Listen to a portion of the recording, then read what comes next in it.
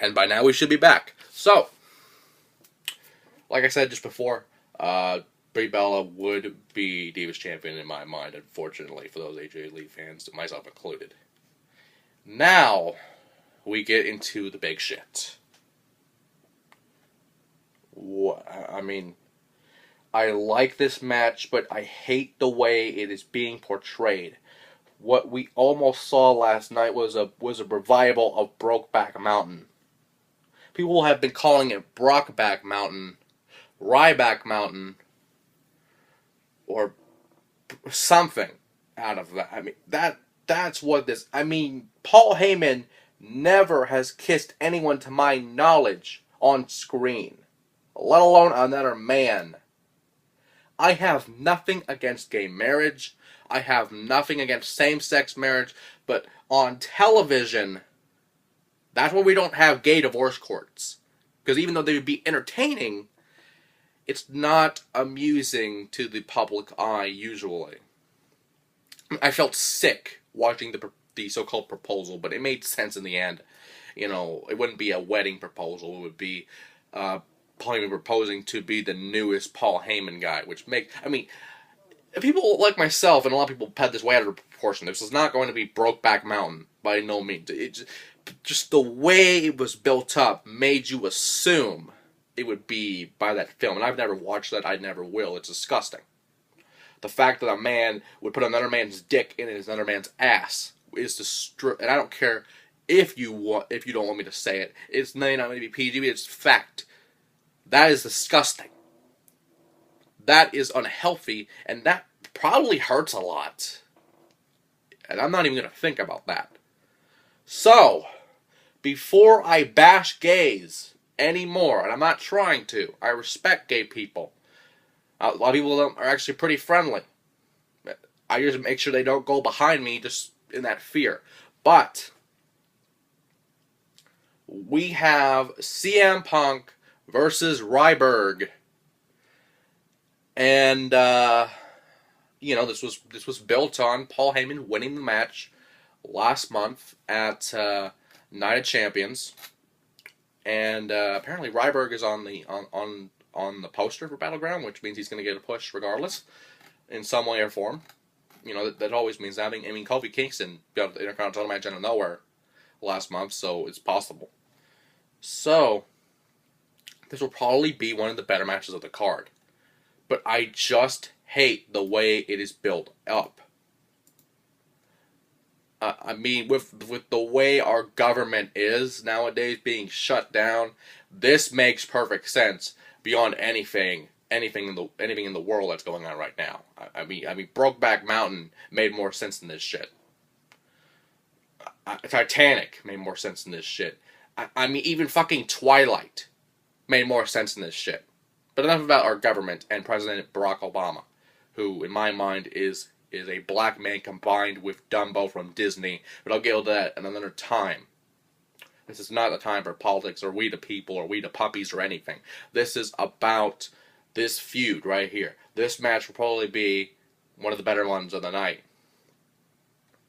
And honestly, I don't care who wins this one. I really don't, because I honestly expected the Paul Heyman guy to be someone else. I expected it to be Paige. I expected it to be maybe the Ascension. I met someone from NXT. Maybe be Big E Langston. I never expected it to be Ryback, so this is a big shock for me. And I honestly believe that this match will, again, like the Rhodes family feud, go on to possibly Survivor Series for a Team Paul Heyman guy, Team Punk match at Survivor Series.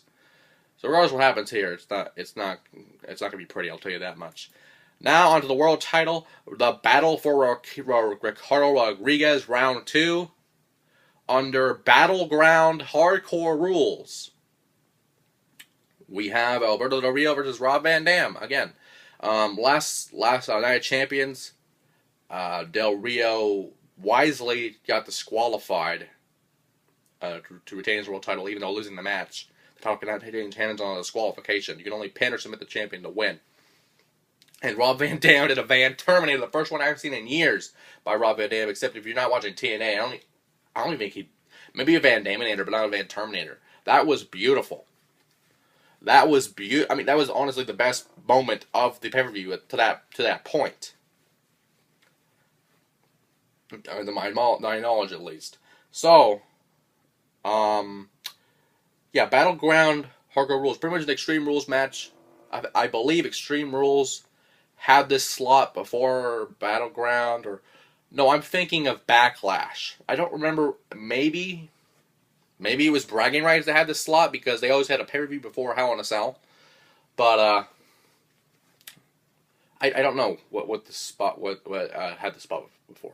But regardless, pretty much an Extreme Rules match, pretty much an ECW rules back in the day. You would expect Rob Van Dam to win this, but there's a reason this will not happen unless Rob Van Dam signs a contract right after. He has 90-day blocks in his contract, so he'll work 90 days and he'll take a break and then he'll work for another 90 days. So unfortunately, as much as I would want to see Rob Van Dam win the title, it probably will be highly unlikely this will happen.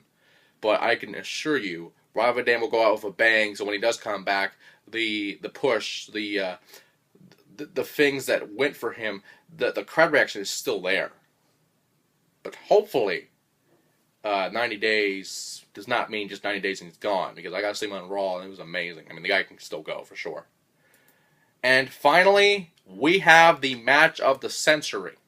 Not because of the WWE Championship being held in advance, but because for weeks now, we've had a new WWE Champion. And if you don't believe me, I'll actually show you right quick on the screen.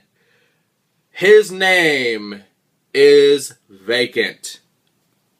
I don't know if you can see that, but there it is. WWE Champion is named Vacant. Now, I want to talk about this man for a very long time. I've wanted to do this, but I've never been able to. Now, for those who don't know who Vacant is, Vacant has been around since the days of the original Worldwide Wrestling Federation. This man has been around since the Rio de Janeiro tournaments with the Intercontinental title, the WWF title, then the WWF title.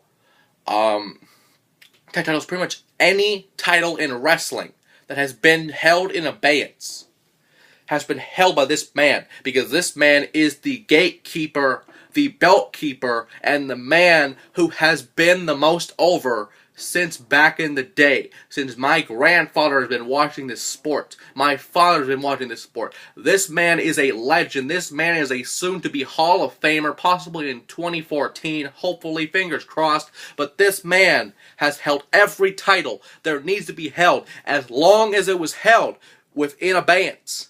Which means this man was here to either award the title or to keep the title until there could be a better man than Vacant, which sometimes there was not the case. The company sometimes folded. ECW sometimes folded with Vacant being their champion. WCW, the hardcore title, Vacant was its final champion. WCW, when Booker T and Jarrett held the belt, Vacant held the title until it was held up by Vince Russo during Hulk Hogan's bullshit. TNA, right now, the global television, whatever red belt you want to call it, Vacant is that champion. Vacant is